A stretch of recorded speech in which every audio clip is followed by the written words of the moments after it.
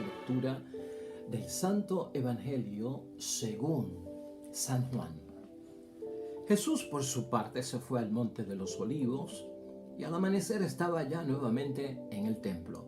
Toda la gente acudía a él y él se sentaba para enseñarles. Los maestros de la ley y los fariseos le trajeron una mujer que había sido sorprendida en adulterio. Le colocaron en medio y le dijeron: Maestro, esta mujer es una adúltera y ha sido sorprendida en el acto. En un caso como este, la ley de Moisés ordena matar a pedradas a la mujer. ¿Tú qué dices? Le hacían esta pregunta para ponerlo en dificultades y tener algo de qué acusarlo. Pero Jesús se inclinó y se puso a escribir en el suelo con el dedo. Como ellos insistían en preguntar, se enderezó y les dijo: aquel de ustedes que no tenga pecado, que le arroje la primera piedra. Se inclinó de nuevo y siguió escribiendo en el suelo. Al oír estas palabras se fueron retirando uno tras uno, comenzando por los más viejos, hasta que se quedó Jesús solo con la mujer que seguía de pie ante él. Entonces se enderezó y le dijo: Mujer, ¿dónde están? ¿Ninguno te ha condenado? Ella le contestó: Ninguno, Señor. Y Jesús le dijo: Tampoco yo te condeno. Vete, y en adelante no vuelvas a pecar. Lo proclamado, hermanos y hermanas, es palabra del Señor. Gloria a ti, Señor Jesús. Pues ahí lo tenemos, hermanos y hermanas, el Evangelio, la palabra que Dios nos dirige en el día de hoy.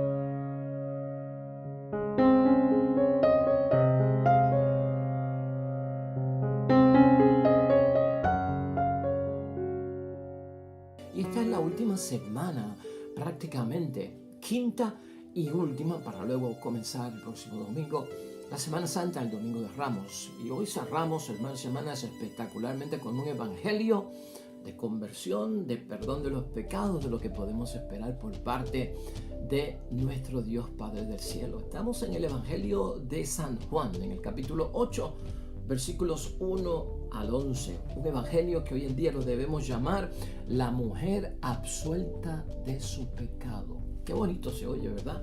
Es más positivo. Nos inspira más a lo que es el espíritu de la Cuaresma y hacia donde nos lleva la Cuaresma. El evangelio, verlo desde la perspectiva de la mujer absuelta de su pecado. ¿Cómo es que tradicionalmente se le llama a este evangelio?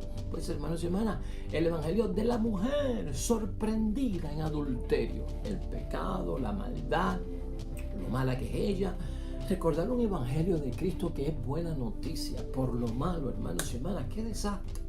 El evangelio de la mujer sorprendida en flagrante adulterio. Por eso yo quiero llamarlo así, hermanos y hermanas, de otra forma, con la buena noticia de la palabra, la mujer absuelta de su pecado, porque eso es lo que vemos hoy en esta palabra de Dios, y hacia eso es que vamos esta semana final a darnos cuenta, hermanos y hermanas, que es una bendición lo que hemos vivido durante toda la Cuaresma, si alcanzamos la meta que nos propusimos desde el principio. Desde el principio, hermanos y hermanas, este viaje cuaresmal nos ha llevado a, en primer lugar, darnos cuenta que Dios ha hecho por mí. De manera que yo, cuando vaya a hacer algo por Dios, lo pueda hacer partiendo de un fundamento tan extraordinario que es que la compasión, la comprensión y sobre todo, hermanos y hermanas, la misericordia que ha tenido Dios para conmigo. Porque eso es lo que ha hecho Dios conmigo. Y después yo, cuando hago algo por Dios, lo saco desde esa misma comprensión, de esa compasión y de esa misericordia de parte de Dios. Y el viaje, hermanos y hermanas, aunque nos quedan varios días, está terminando. En el nombre de Dios hoy ocurre algo muy extraordinario, hermanos y hermanas, y esta mujer es capaz de vivir para contar su historia gracias a que Jesucristo nuestro Señor estaba allí. De otra forma, esta mujer hubiese encontrado la muerte. Hermanos y hermanas, hoy domingo, día del Señor, brevemente, la palabra de Dios nos hace pensar acerca de las personas que viven bajo la apariencia de fidelidad a Dios. Y escúchalo bien. Las personas que viven bajo la apariencia de que son fieles a Dios. Y esto es un terrible problema, hermanos y hermanas, y es algo que evita la salvación, evita la conversión, evita el perdón de los pecados, se equivoca, hermanos y hermanas, y se saca de rumbo la santidad, la perfección, la vocación cristiana, hermanos y hermanas, a la que somos llamados. Todo, hermanos y hermanas, se desvirtúa, se descanaliza, hermanos y hermanas, se prostituye. Cuando alguien lo que hace es vivir bajo apariencia que es fiel a Dios. Porque ese es el issue que está aquí. A veces pensaríamos que con este evangelio, no, Padre, el issue es el pecado de adulterio que cometió la mujer contra su marido, porque el evangelio lo que dice es que fue sorprendida en flagrante adulterio. De eso es lo que hay que predicar, del matrimonio, del pecado del adulterio, de lo sinvergüenza que fue esta mujer al faltarle el respeto a su propio marido con la infidelidad. Oye, hermanos y hermanas, ese es uno de los puntos. Ese es uno de las situaciones. Pero hermanos y hermanas, lo que está aquí en el fondo es la actitud de los escribas y de los fariseos, que bajo apariencias de fidelidad a Dios están condenando a una mujer. Eso es lo que está en issue ahí. Y en eso es que nosotros no podemos caer. De hecho, esa es nuestra idea fuerza, hermanos y hermanas. Esa es nuestra idea fuerza, y escúchala. Bajo la apariencia de fidelidad a Dios, hermanos y hermanas, muchos todavía en nuestros días están condenando, lamentablemente, hermanos y hermanas, y masacrando a los demás. Lamentablemente esto todavía ocurre, y vamos a verlo desde ese punto de vista, hermanos y hermanas. ¿Qué sacamos con vivir de apariencias acerca de que somos fieles a Dios? ¿Qué sacamos nosotros con señalar de pecadores a los demás como si yo estuviera exento en mi vida de, pues, hermanos y hermanas, de que soy pecador?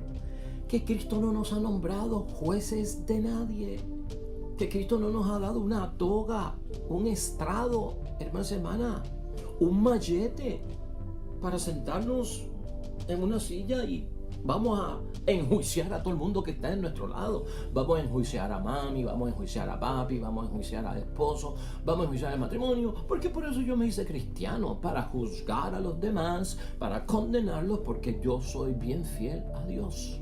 Oh, hermanos y hermanas, hoy tenemos que ver esto desde un punto de vista bien serio, hermanos y hermanas. Gente que se hacen pasar por personas fieles a la ley, y con el pretexto, hermanos y hermanas, de fidelidad a Dios. Esto lo cometieron tanto los judíos del tiempo de Cristo, y se comete en otros tiempos también. Lo cometieron también los musulmanes, hermanos y hermanas, y también esto lo cometieron los cristianos. Personas que bajo apariencia de fidelidad se dedican y quieren, hermanos y hermanas, condenar, lamentablemente, y, hermanos y hermanas, masacrar a los demás con acusaciones de que son pecadores, porque ese es mi rol en la vida como cristiano: señalarle el pecado a los demás, que les apliquen la ley, que los excomulguen, que los saquen y que no los dejen entrar a misa, y que no comulguen la sangre de Cristo y que no estén con nosotros porque son malos. Hoy, mi madre, hermanos y hermanas, esa es la actitud que hay que echar hacia un lado. Y aún hoy, hermanos y hermanas, sigue ocurriendo lamentablemente, bajo apariencia de fidelidad a la ley de Dios, estos señalamientos por parte de un grupo de personas que lo que se dedican es a condenar al prójimo, a enjuiciar al prójimo, hermanos y hermanas. En este capítulo 7, hermanos y hermanas, del Evangelio de San Juan, esta pasada semana, el versículo 37 decía una frase muy bonita de parte de Cristo, que decía: si alguno tiene sed, que venga a mí y beba. Si alguno tiene sed, que venga a mí y beba. Oiga, esta mujer, hermanos y hermanas, tuvo sed y fue a buscar el agua a quien se la podía dar, y darle de beber correctamente. Si Cristo no hubiese estado allí, hermanos y hermanas, la historia hubiese sido otra para esta pobre mujer. Pregunta es, hermanos y hermanas, ¿qué hacer con el pecador? ¿Qué hacer con la pecadora? Como parte de nuestro crecimiento espiritual en las cosas de Dios, en la salvación, en la predicación, en ayudar a otros a conseguir camino a la casa del Padre. Oiga, ¿qué hacemos con el pecador? ¿Qué hacemos con la pecadora?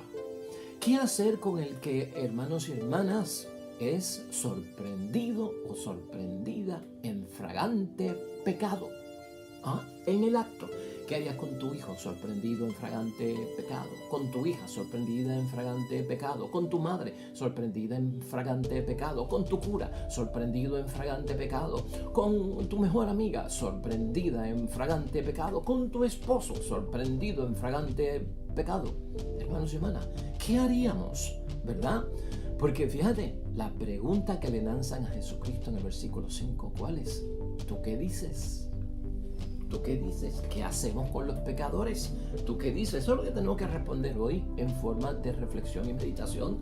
Tú y yo, ¿qué decimos?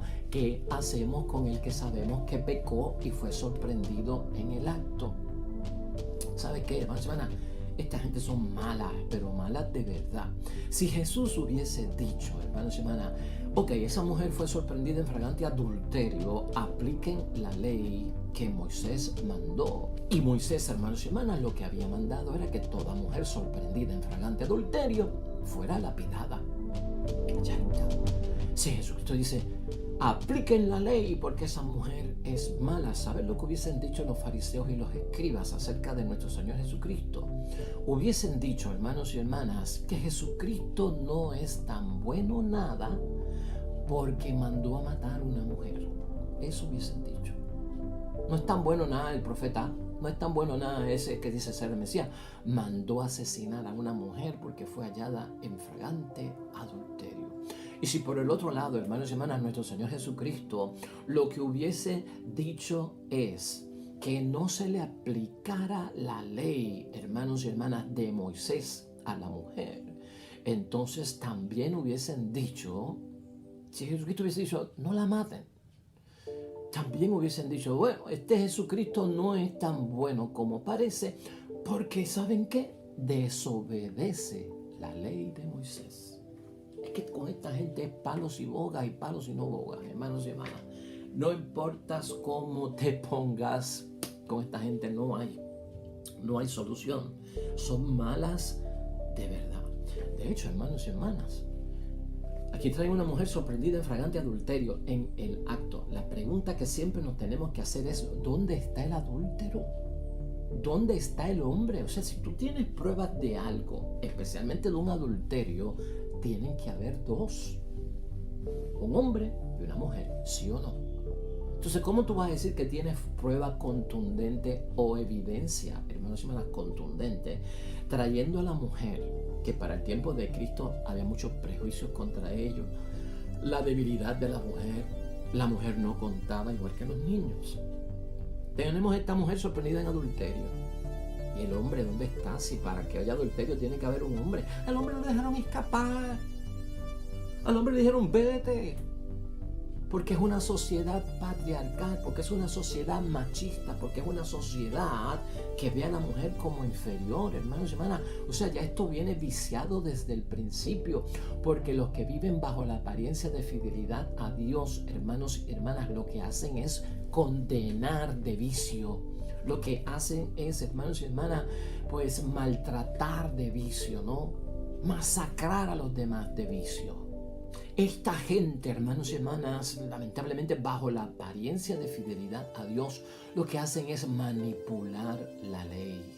Se sirven, hermanos y hermanas, de una mujer con la finalidad de acabar con la vida de Jesús, porque eso era todo lo que estaban buscando.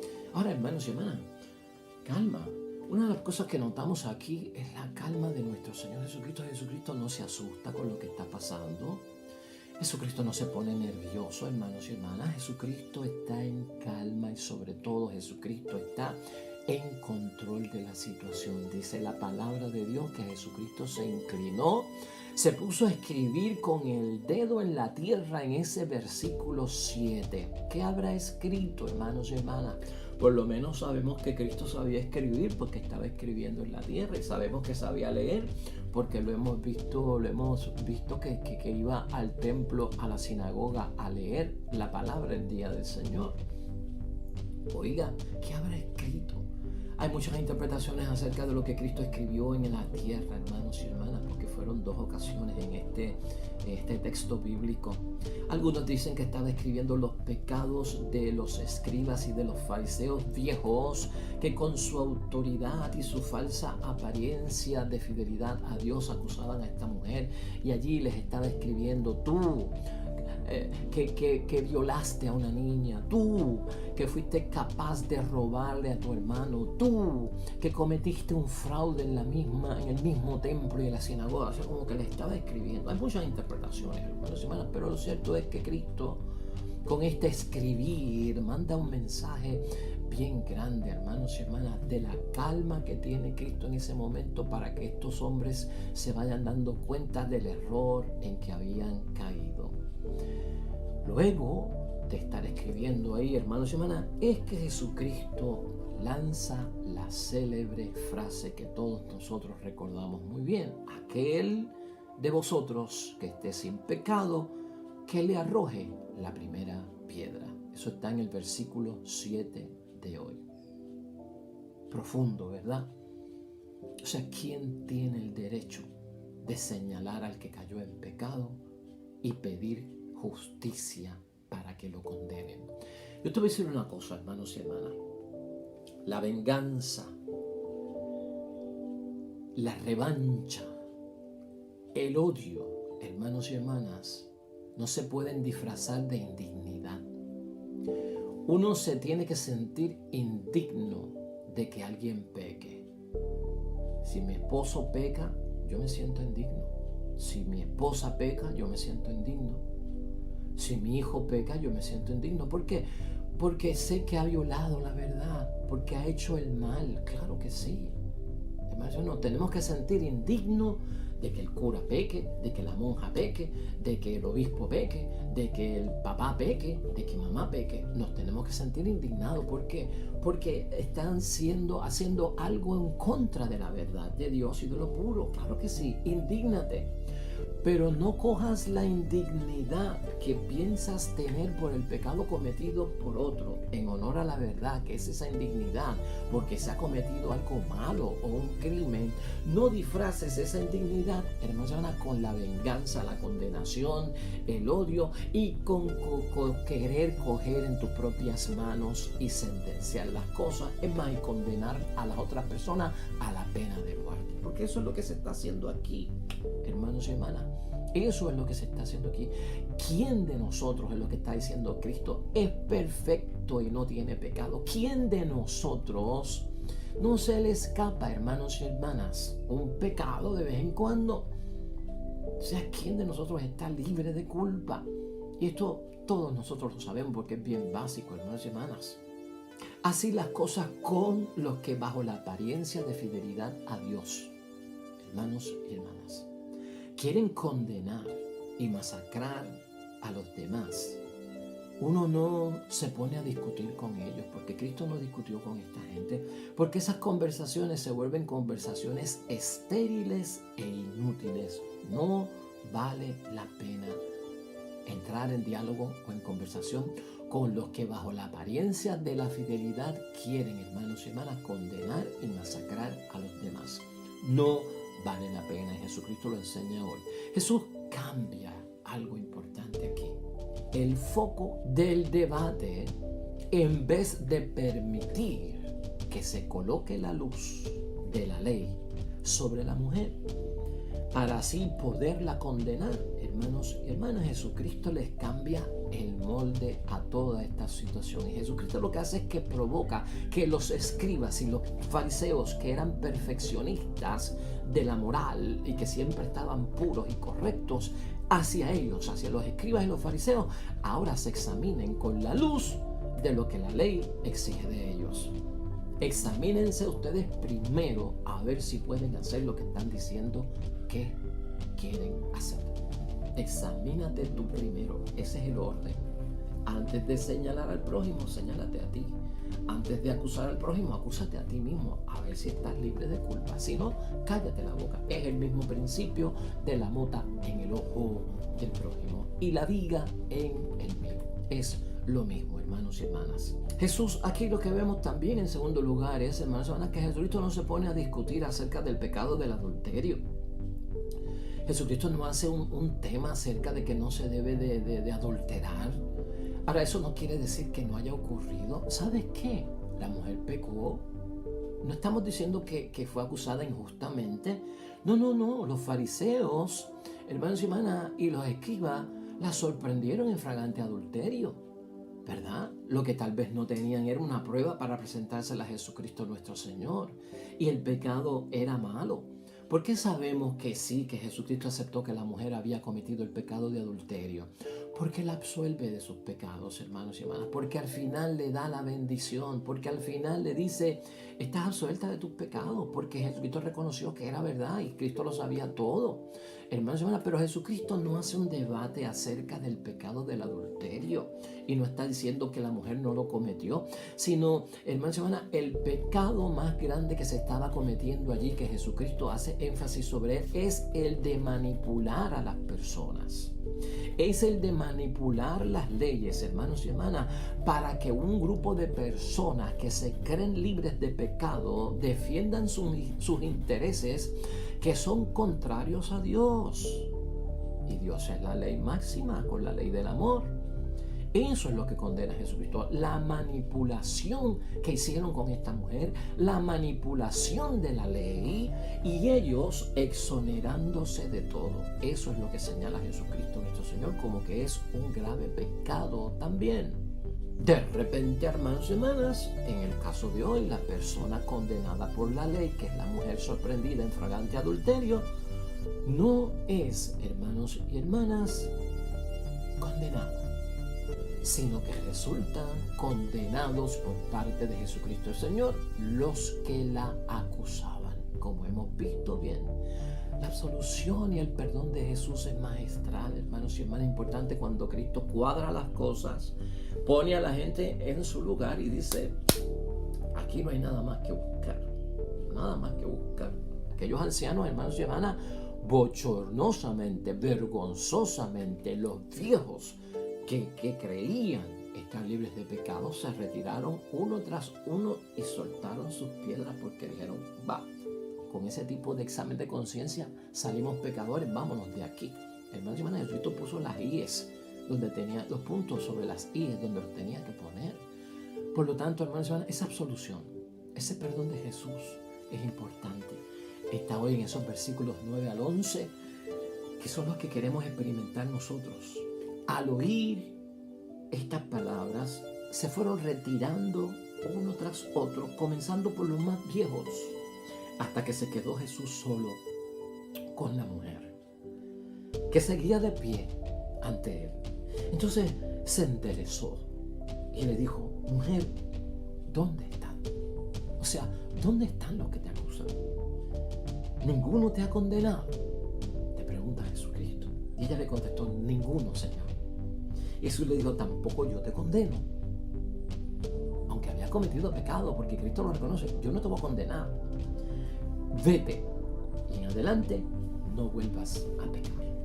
O sea, reconoció que la mujer había pecado de verdad, pero la absuelve de su pecado, le da, como decimos nosotros hoy en día, la absolución sacramental. Vete y no vuelvas a pecar. Eso es lo maravilloso de Cuaresma, hermanos y hermanas. Esa es la meta que tenemos que alcanzar. Fíjate cómo hemos filtrado todo esto para que realmente caiga dentro de los parámetros de la propia salvación. ¿Cómo podemos concluir tan bello evangelio de hoy, hermanos y hermanas, que nos ha dejado pues bien sorprendidos? Echar a un lado ese tipo de apariencia de fidelidad a Dios, hermanos y hermanas. No vivamos de apariencias de que somos fieles a Dios cuando no lo somos. Y sobre todo, hermanos y hermanas, en situaciones de pecado, preguntarnos como le preguntaron a Jesús, ¿tú qué dices? Mira, fulano pecó. Oye, ¿sabes que encontraron a fulano en un caso de pecado mortal? ¿Qué tú crees? ¿Tú qué dices? Podemos responder, pero podemos responder como Dios, hermanos y hermanas, nos enseña que tenemos que responder. Jesús, hermanos y hermanas, se niega en el texto de hoy a condenar como lo hacen los seres humanos. Jesús no condena como condenamos tú y yo, que somos seres humanos. A pesar de que hubo una falta de pecado, hermanos y hermanas, aquí, y lo está reconociendo nuestro Señor Jesucristo, y de un pecado grave, Jesucristo lo que hace es dejar a Dios la tarea de purificar al pecador. Jesús le deja a Dios la tarea de purificar al pecador, hermanos y hermanas, porque los corazones por el sufrimiento se purifican, por el dolor que uno siente dentro. Jesús sabe, hermanos y hermanas, que las faltas cometidas no revelan, sino muy parcialmente, lo que sucedió en el corazón de la persona. Las faltas cometidas en el exterior no dicen necesariamente lo que ha ocurrido en el corazón y todo el dolor que siente una persona en el corazón. Eso es importante también saberlo. Hoy nosotros en la primera lectura nos ayuda a concluir, hermanos y hermanas, de Isaías capítulo 43, versículos 17 al 21, donde dice algo precioso que debes de entenderlo hoy domingo, día del Señor. No recordéis lo de antaño. Olvídate del pecado que ha sido perdonado por Cristo, hermanos y hermanas. No penséis en lo antiguo, no pienses más en que te alejaste, en que dejaste de ir a misa un tiempo, en que no creíste en Dios por otro tiempo, en que no tocabas las escrituras, en que no rezaba el rosario, en que no participaba de nada. Dejáis a un lado lo antiguo, hermanos y hermanas, no penséis en ello, dice la palabra, y mirad que realizo algo nuevo, porque la absolución, porque el perdón de los pecados es criatura nueva. Estoy haciendo algo nuevo. Ya está brotando, dice Cristo. El perdón brota en la cuaresma. La misericordia brota en la cuaresma. La compasión brota en la cuaresma. La comprensión brota en la cuaresma. Y la pregunta de Isaías para nosotros es, ¿no lo estás notando? Porque el que lo vivió y el que lo vive esta semana, no lo estás notando, hemos de notarlo. De igual manera, la segunda lectura de Filipenses, hermanos y hermanas, capítulo 3, versículos 8 al 14, a manera de conclusión, nos dice de nuevo Pablo, recordando que hay que olvidar el pasado. Mira lo que dice Pablo: solo busco una cosa, olvidándome de lo que queda atrás, esa vida de pecado, esa vida alejado de Dios. Yo busco solo una cosa, dejando atrás todo cuanto ha pasado. En el nombre de Dios me olvido de eso y lanzándome a lo que está por delante, que es un Cristo con brazos abiertos, que me recibe, que me abraza con su compasión. Eso es lo que está por delante de todos nosotros, hermanos y hermanas. Como después del Viernes Santo viene el Domingo de Resurrección, y por lo tanto sigue añadiendo Pablo, corro hacia la meta. Gloria a Dios, corro hacia la meta, no voy caminando, para ganar el premio al que Dios desde arriba llama en Cristo Jesús. Es el premio de la salvación, hermanos y hermanas. Bendito sea Dios.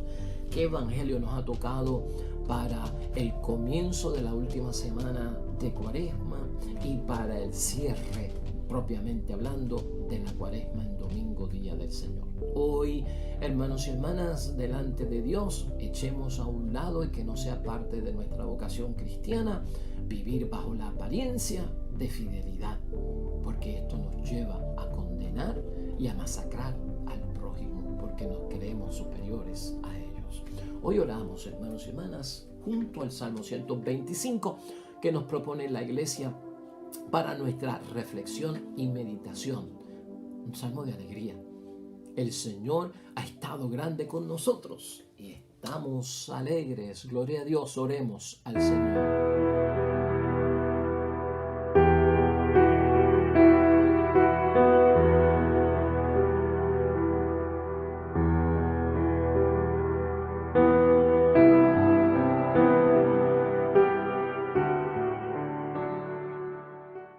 Amén y amén. Hermanos y hermanas, el Señor esté con vosotros. Bendición de Dios Todopoderoso, Padre, Hijo y Espíritu Santo, descienda sobre ustedes y permanezca para siempre. Nosotros regresamos mañana. Nuevo Evangelio y nueva predicación de la palabra de Dios. Todo cuanto hagas hoy junto a los tuyos para la gloria y la honra de nuestro único Dios. Y te irá bonito. Hoy te va a ir bonito. La semana te va a ir bonita en el nombre de Dios. Pero sobre todo vas a ser bendecido. Nos vemos mañana con el favor de Dios. Hasta pronto.